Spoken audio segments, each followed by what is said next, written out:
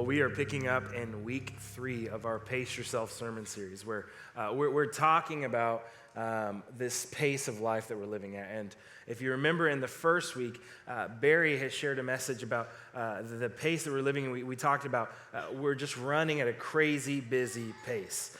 American culture and even us Christians in the church, but just in general as a people, we're running at a pace that is so busy that it's unsustainable. It's unsustainable and it's not healthy for us, and we were never designed to run at the speed that we're running at. And I think if you look at culture, we're seeing some of the results of that. And then in week 2, Barry then covered the burden of busyness. And he kind of unpacked this idea of when we run around so busy and so hurried that from one thing to the next, that becomes a burden. And each time we do that, it's just picking up a little bit more. And he started putting the rocks in the backpack. And he shared with us about his moose hunt where he had to carry a half of a moose out of the woods and back to their camp, and how what that did to his body.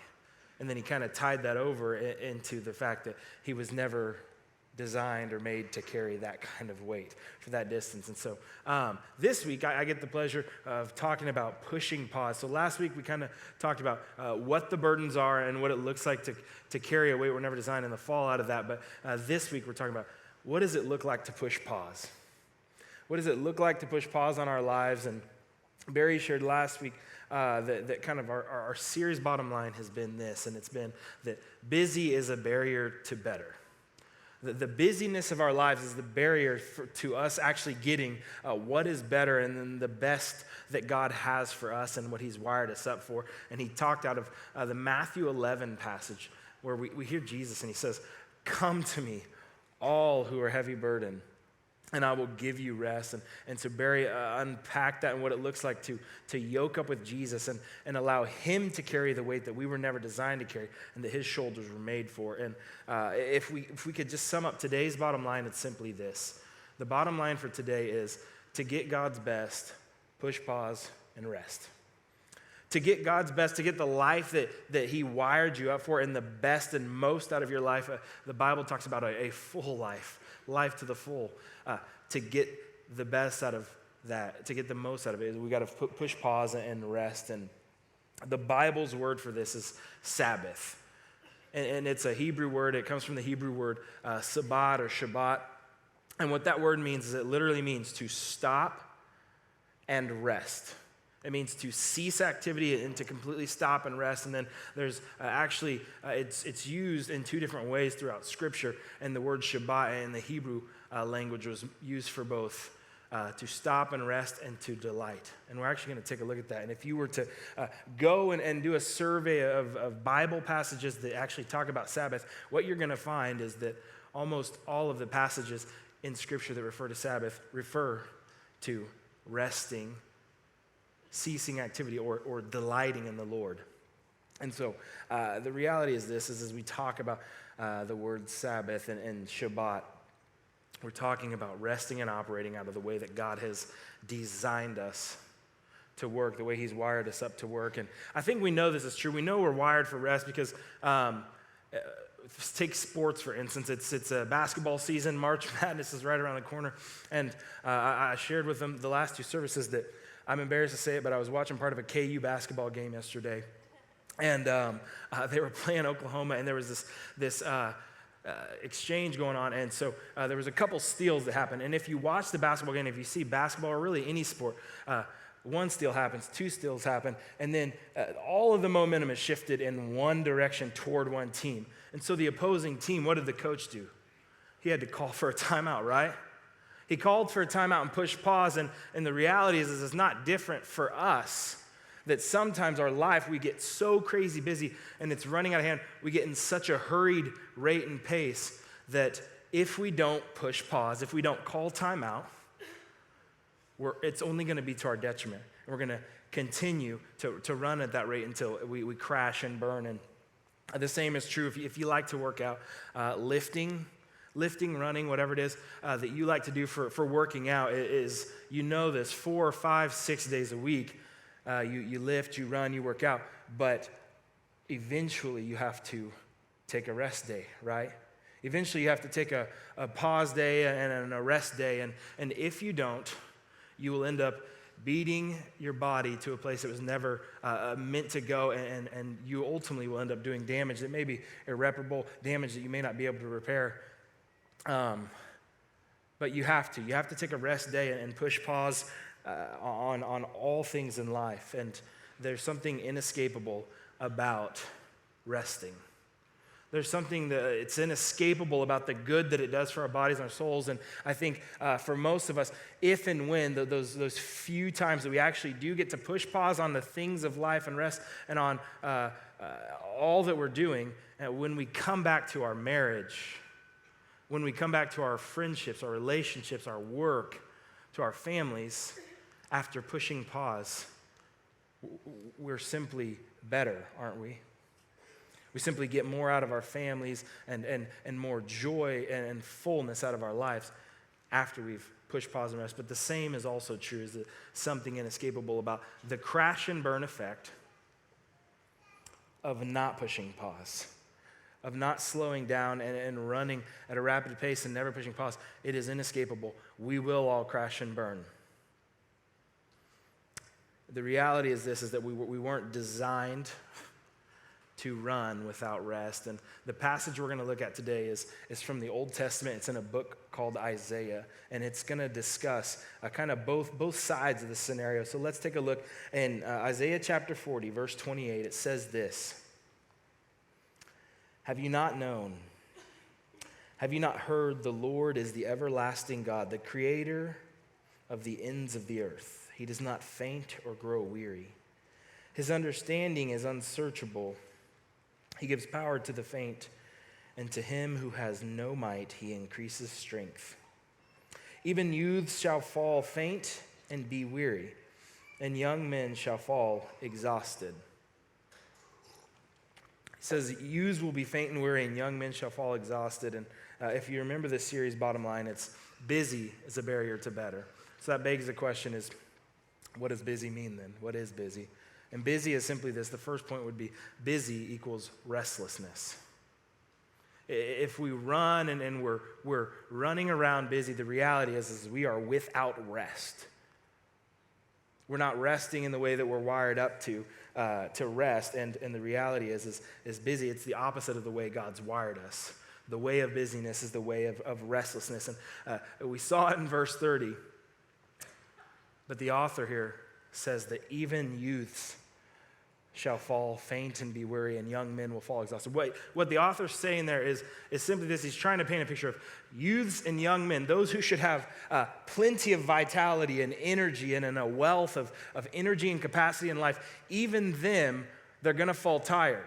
They're going to fall exhausted. They're going to reach a point at which they can't sustain themselves, and they're going to need to push pause and rest. And if you're a parent, you know this is true. What they mean by use is simply this is, I have a 3-year-old, Riley. I've talked about her multiple times. Super sweet, but she has a crazy amount of energy, right? Like if you're a parent of a kid and a toddler, you just know this to be true. They can run around all day, and like they'll stop to tell you something really weird or awkward for like half a second or grab a sip of water, and then they're zip off to do the next thing, right?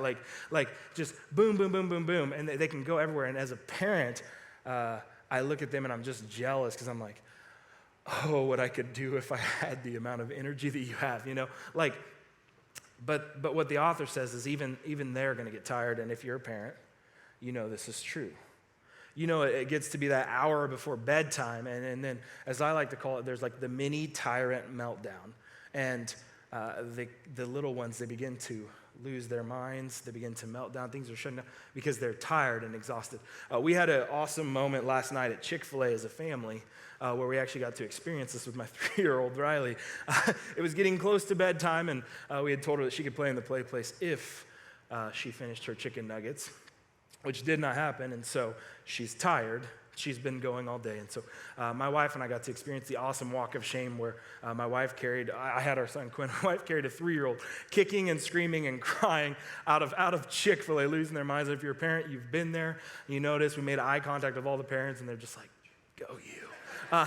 Like, you know, so you've been there. But what the author is simply saying is like, even these little ones will fall faint word when it seems like they have a capacity for life. We got a lot of college kids in here. Even young men, what he's talking about is simply this, is like you're in the peak and prime of energy and vitality in life. I just want to say this to the college students in here. Enjoy it, because before you know it, you'll be 30 and carrying a 3-year-old kicking and screaming out of a Chick-fil-A. No, but the reality is simply this, is that when we run busy, we run in the opposite of the way that God has designed us to work. And I think that the reality for us as a culture, as a people, as a church, is this is the idol of our day. This is one of the idols of our day. I would argue it is the idol of our day, is to run around busy, tired and weary and exhausted. We just go from one thing to the next. And what I'm not saying here is it's not all bad. You know, a lot of times we're running around from one good thing to the next good thing. But it is the opposite of how God has designed us to work. And the reality is nobody's exempt from this.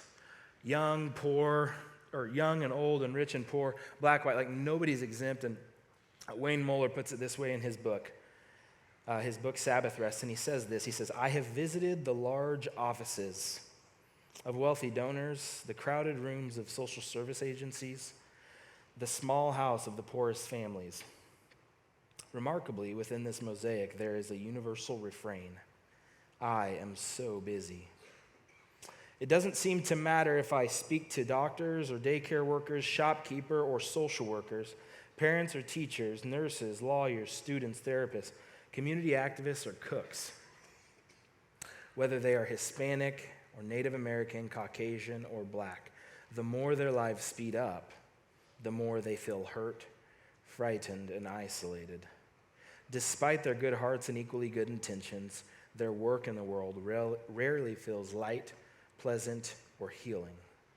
Instead, as it all piles up upon itself, the whole experience of being alive begins to melt into one enormous obligation. It became the standard greeting everywhere. I am so busy. He's saying nobody's exempt. I think we know it's a standard greeting. You ask your friend, almost without fail, you ask somebody, hey, how you doing? And they're like, good, busy, you know. I mean, we don't even think about it, but it is our response. And my question would be is, why?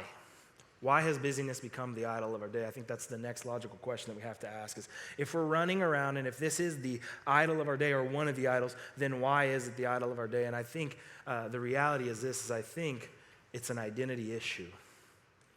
I think we run around busy, seeking and searching for a false identity. If you were to read all of Isaiah chapter 40 today, maybe this afternoon when you went home, what you would find is the whole chapter talks about a God who is big, and it talks about all of our identity, a God who's big and able and capable to do all that you can't do.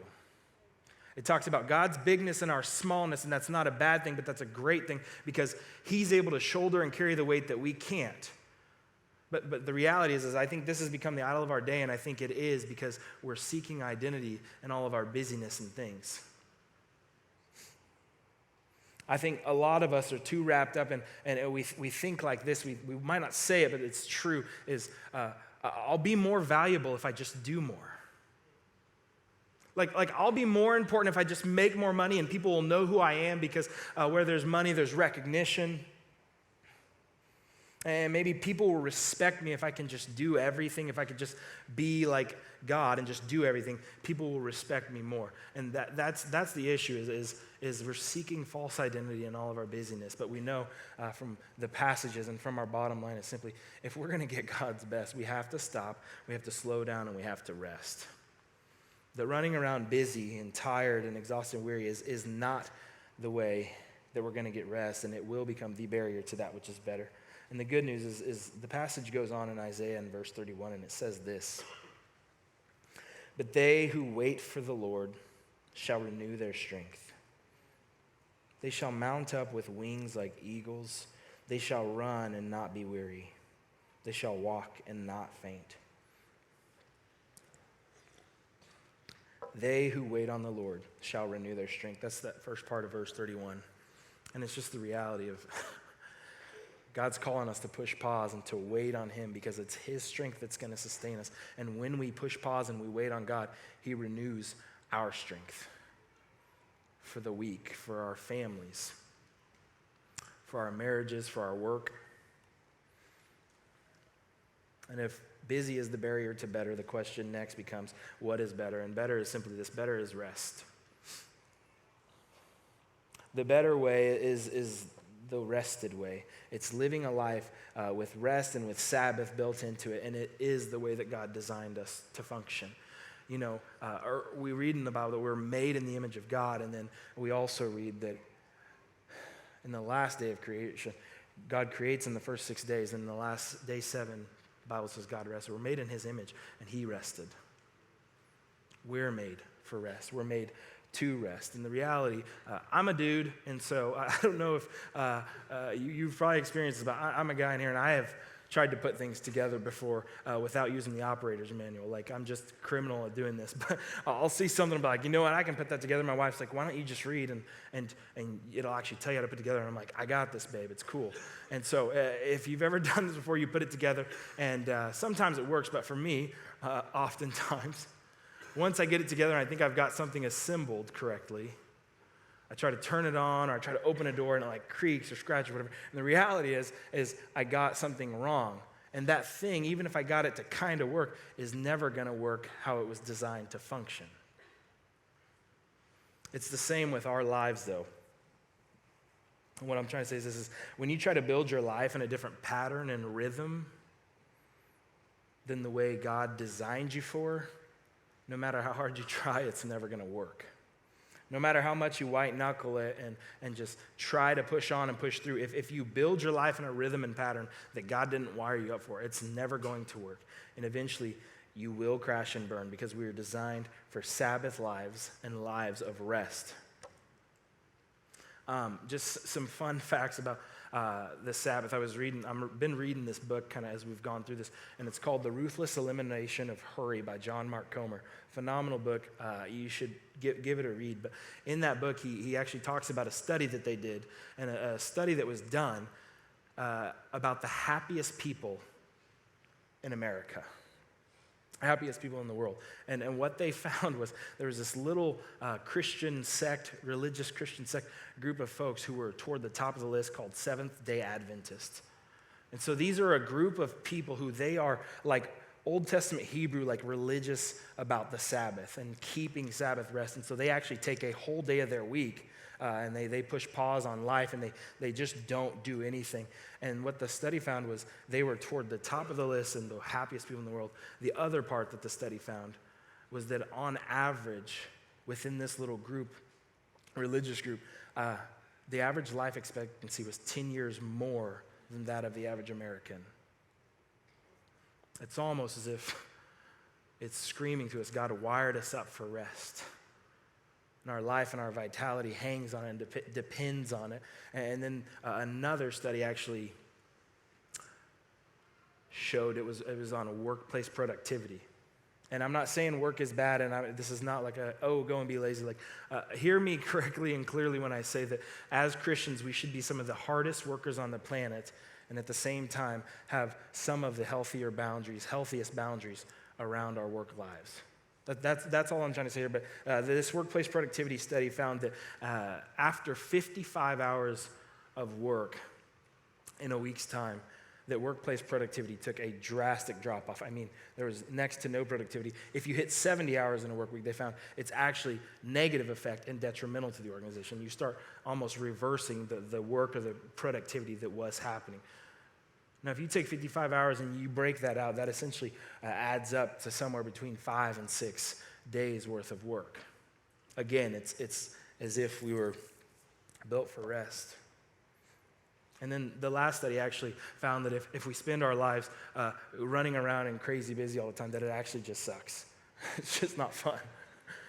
It's science. No, but seriously, like the reality is this, is that you know it and I know it, that when you spend your life running around crazy busy, And running from one thing to the next, whether they're good, whether it's church thing, or sports, or kids, or whatever, to work, when you don't take time to pause and rest, even in doing all that stuff, and there could be so much good wired into it, you're exhausted. You don't enjoy it.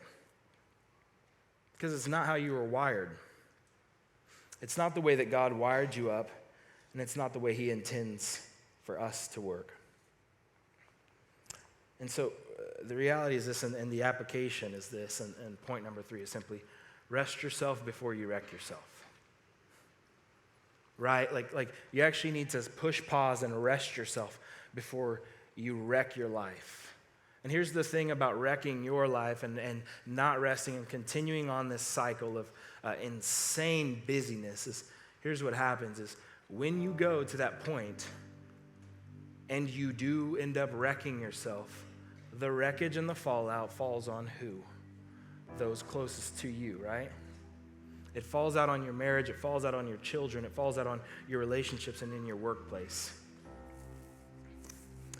God tells us in order to get his best, he wants us to push pause and rest. And so today, the application is simple.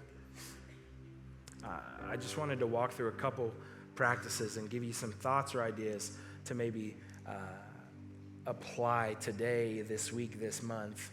Just practices for rest. And before I do that, there's a rabbi, a Jewish rabbi, and he said this. He said, if you work with your hands, you should probably Sabbath with your mind. And if you work with your mind, you should Sabbath with your hands. And he was just simply saying that if you're using your mind all week long, and this is where the busyness of your life happens, to just go and do something with your hands, to pull back and withdraw from that, and vice versa, if it's with your hands, to just step back with your mind and read a book. And so, first practice would simply be this. I think it's the best one, but take a nap. Like that's your homework from church today. If you can't get on board with that, I got nothing for you. But just take a nap, push pause. And I know that some of you are probably like, well, Chris, that's Sunday's my grocery shopping day, and how am I supposed to push pause? It takes me hours to do that. And it's like, God gave you a click list. Use it for today, okay? Seriously, though, like let somebody else do that just for the day and take what time you would have spent in a grocery store or doing whatever's on your typical Sunday list of to-do and spend it just taking a nap and resting and reflecting. Maybe for you, you need to just leave all your devices at home and go on a walk or a hike somewhere, put on a coat, and just go. Maybe you need to spend some time just journaling because there's so much going on in your mind and you haven't pushed pause long enough to actually process or unpack it. And maybe you need to get alone with God and just crank up some worship music and your Bible and a journal and just hear from him and just put everything that's up here out onto paper so you can begin to sort through things and let it stop overwhelming you and driving you. And maybe some of us in the room, we're those who have this is less about our family life and more about we're just driven and we work all the time. Maybe you need today to actually spend some of the money that you've gone and worked so hard and diligently for and book a vacation for your family because they need it and you need it and they need you. If you don't have money, book a staycation. Just take a few days off. Be at home with your family. I think, as I pointed out at the beginning of the message, this idea, this word Sabbath, it means rest and delight. And we're supposed to rest. We've got to push pause and rest. But it cannot end there for us as believers. Like we actually have to roll that up to delight in the God that we serve. So we've got to rest, but we've also got to delight in God, who's the sustainer and renewer of our strength, who teaches us to rest, who's wired us up for that. We have to delight in him as well. Give thanks to God. And my question is how might our church change? How might your marriage change? Your family?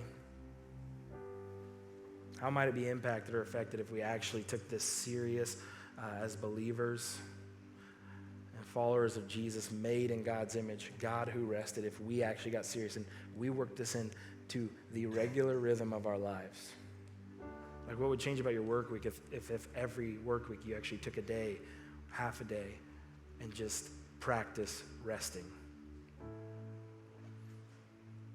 Your family, your marriage, our church. I think in this city, it would be amazing if 1,500, 2,000 people all pushed pause and rested, and then were sent out into their workplaces, their homes, their marriages, different areas, and they just walked a little differently because they had a renewed strength. And I think, if I'm honest, there's a weary and watching world out there, and they're wanting to know, they're wondering, is this Jesus real? Is all the stuff that you say about this God of yours, is this stuff real? Is there really peace? Is there really rest out there? And I think that if we push pause and rested, we would be freer than anyone around. And I think that would be contagious and curious to everyone watching. I think it could change how we do life, how we do work and marriage, and what would change if we did as the psalmist says in Psalm 62, and he says, "Let all that I am wait quietly before God, for my hope is in him." What would that look like? How would things change? To get God's best, you have to push pause and rest. Would you pray with me? Father, we praise you. We love you. God, you are the sustainer. You renew our strength. You were built with shoulders to carry that which we can't carry. You didn't intend for us to. Lord, I pray that this week we would be able to have the courage to rest and find peace in you. It's in Jesus' name that I pray. Amen.